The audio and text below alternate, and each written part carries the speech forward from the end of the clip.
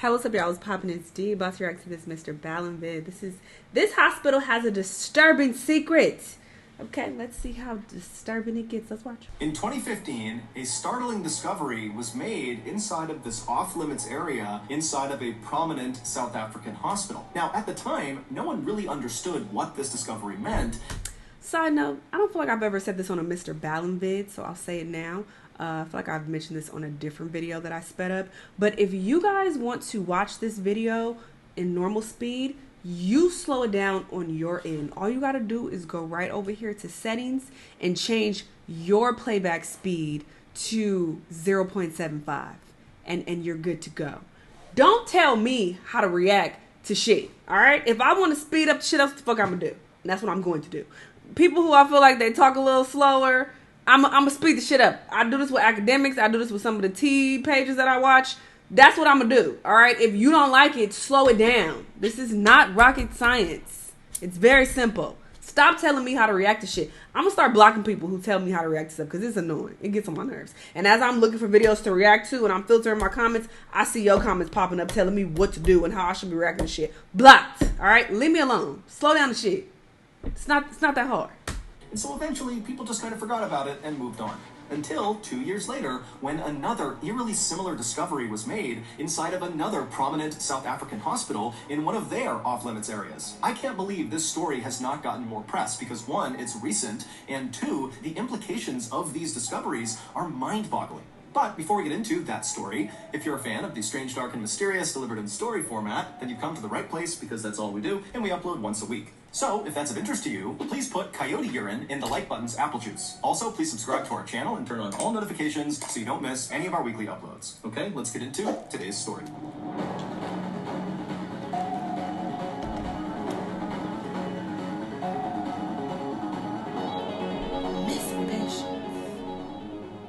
On October 4th, 2017, a 61-year-old father of 6 named Tatike Katsai arrived at a hospital in Stellenbosch, which is one of the richest towns in South Africa. Tatike, who lived in the area with his family, had been dealing with some stomach issues over the last several months, and so this day he was finally going in to have abdominal surgery to hopefully alleviate those issues. So, after entering the building, Tatike was checked in, and then before long he was transferred to the operating room where surgeons got to work on him. After the surgery was over, Tatike was transferred to a recovery room in the hospital where he was scheduled to stay for at least a couple of days so the doctors and nurses could watch over him while he recovered and make sure there was no complications from the procedure. And so, on the afternoon of October 4th, Tatike just kind of lounged around inside of his recovery room. He couldn't really do anything because of the incisions on his stomach, and so he mostly just laid in his bed, he watched TV, he relaxed, he ate, and then at some point, some of his family members came into the hospital and they visited with him as well. By the end of that day, the day of his surgery, Tatike was definitely sore from the incisions, but overall, he was in good spirits, and to the medical staff, it seemed very likely that his surgery was a success.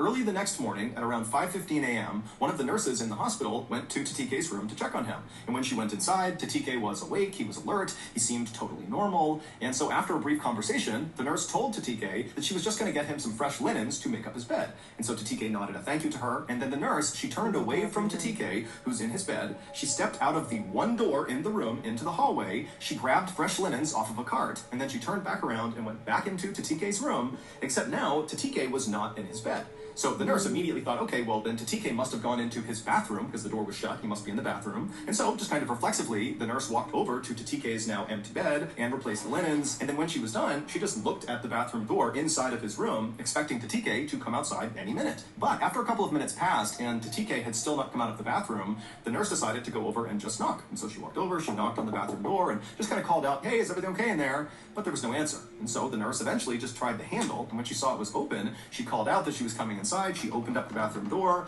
and it was empty. And so the nurse, she whipped her head around and looked back out at the room where Tatike should have been, and she saw, he's not on the bed, he's not under the bed, he's not anywhere in this room. Where could he have possibly gone? And she's thinking to herself, the only door out of this room is into the hallway, the same door that she had used to go out and get the linens. And if somehow Tatike had ran out of that door in the few seconds that her back was turned from Tatike, she certainly would have heard him or seen him. Because again, she was right outside the door and only outside of his room for a couple of seconds. Not to mention the fact, Tatike has major incisions on his stomach and could barely stand, let alone walk or run. And so totally baffled, this nurse ultimately left the room and went and told her superiors. Thank you to BetterHelp for sponsoring feelings of resentment and unhappiness would just kind of go away on their own, and quickly the diagnosis feel the way everyone that's, and it's 100 best however you at any time the description. This hospital, I would say y'all go support, but I have opinions about BetterHelp. Whatever, but do what you want. This hospital would immediately begin looking for Tatike on the grounds of the hospital, but they would do it kind of quietly. They wouldn't call Tatike's family to tell them that, hey, we can't find him, nor would they call police. And some have speculated that either one, the hospital did not think this was an emergency and they would quickly find Tatike and that everything would be fine, or two, the hospital was just so embarrassed at the idea that they lost a patient, they didn't want anyone to know, and so that's why they didn't tell anyone. Regardless, the hospital would search for Tatike all day on the 5th, the day he went missing, and they wouldn't find him. And then the next day, the 6th, the hospital again would spend the entire day quietly searching everywhere in the hospital, but they wouldn't find him again. And so finally on the next day, the 7th, so 48 hours after Tatike had just kind of vanished inside of his room, the hospital would reach out to Tatike's family, and they would say to them, hey, is Tatike home with you guys? And the family was like, no, he's supposed to be with you. And so the hospital would say, well, he left 2 days ago, so we don't know where he is. And so Tatike's family is horrified, not only that they were totally left in the dark, but they would find out over the course of this conversation that the hospital had not even contacted the police yet. And so the family, they reached out to the police, and then later that day, the family would meet the police at the Stellenbosch hospital, and then a very public search of the property would ensue to look for Tatike. However, again, no one could find him. Authorities would continue to search both the hospital and also the neighboring area outside of the hospital over the next couple of days, but after they continued to find absolutely nothing, the search began to wind down. And so Tatike's devastated family was left with absolutely no idea what to think or what to do. Fast forward to October 20th, so 15 days after Tatike had gone missing. And on this day, the 20th, there was a construction crew at this hospital in Stellenbosch doing some renovations. And at some point on this day, one of the workers had to climb into the ceiling of one of the floors of this hospital. Now, the space above the ceiling is this tight, cramped space, almost like an attic. It's very big and wide. It's like the whole length of that floor. And really the only people that would ever go into the ceiling are construction workers or other authorized personnel that needed to do work. It's not a place that the public would ever go into.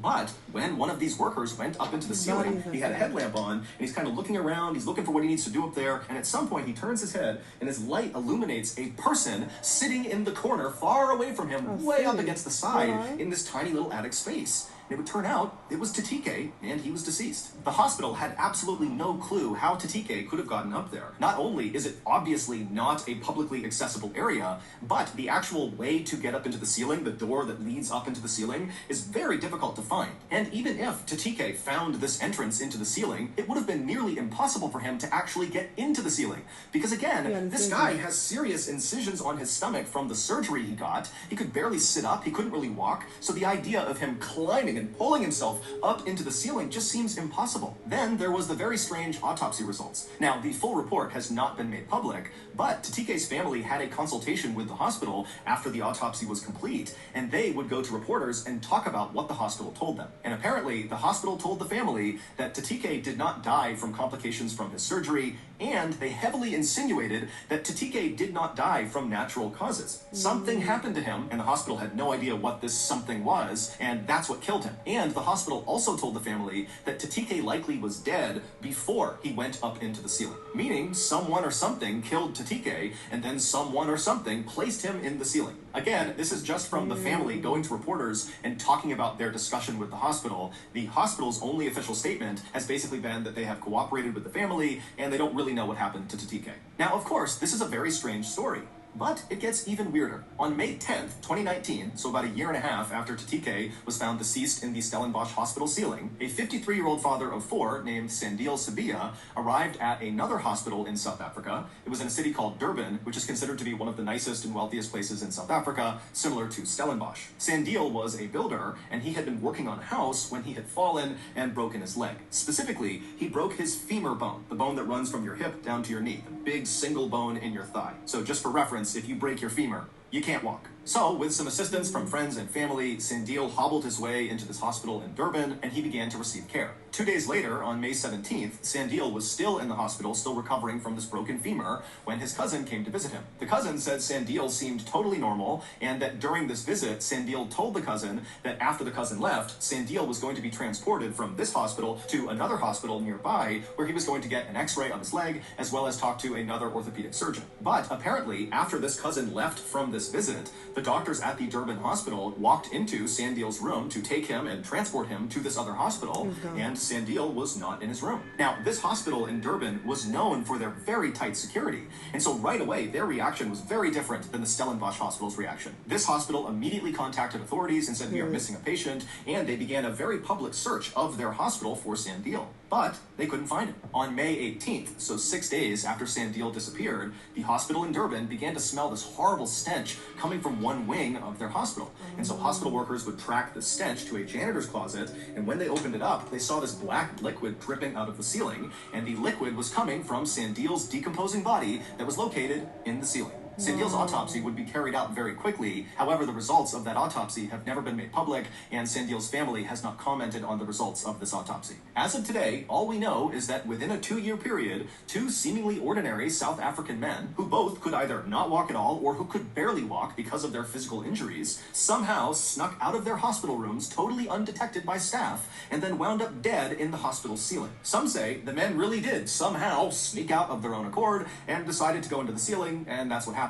Others say both men were murdered and then placed into the ceiling, and still others think these 2 cases are the best examples of something called spontaneous teleportation, which is the hypothetical phenomenon where a human suddenly disappears and then almost instantaneously reappears in another location. But for now, there is no official explanation, so those are all just theories. And so it's up to you to decide what you believe. The fuck? I believe. So that's going to do it. I don't want to go to South Africa. That's the fuck I believe. No, obviously these are isolated incidents. I still want to go to Cape Town. But, or Josie. What the hell? What the hell? This is wild. I thought they were going to explain what took place. I was thinking that a hospital worker, like, got their organs stolen or something like that.